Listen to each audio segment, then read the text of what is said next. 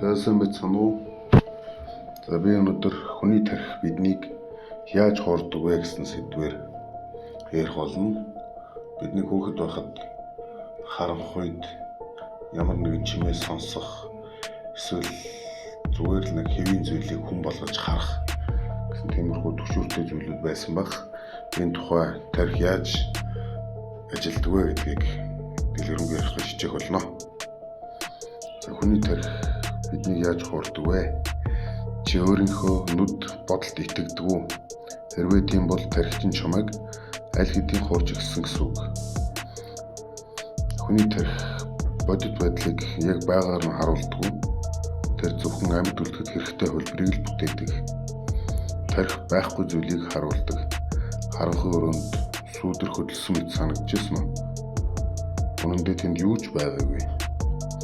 Тарих мэдээлэл дутуу үед өөрөө нөхөж зурдаг. Тиймээс сүудрийг хүн гэж хардаг, чимээг аюул гэж ойлгодог, айсан үедээ бодит бус зүйлийг бодит мэт мэдэрдэг, айдас тархийг худалж болгодог. Айсан үед тарих баримт шалгадаг хүн тэр зөвхөн аюулыг хайдаг. Тиймээс шүн дуу гарвал хэн нэгэн байна, гэнэт чимээ сонсвол аюул ирж байна гэж харддаг. Айдас бол тархины хамгийн хүчтэй хуурмаг зэвсэг. Дурсамж бол бодит бичлэг биш. Бид дурсамжаа үнэн гэж боддог. Гэхдээ дурсамж бол засагддаг түүх.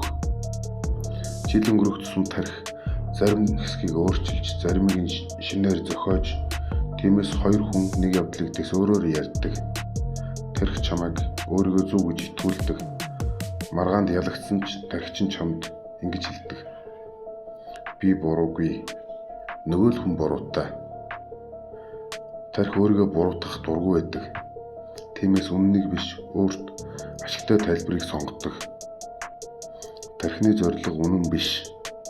Тархины гол зорилго бол амьд үлдэх. Тиймээс заримдаа худлыг үнэн мэт мэдрүүлнэ. Үннийг аимшигтай байвал нуудах.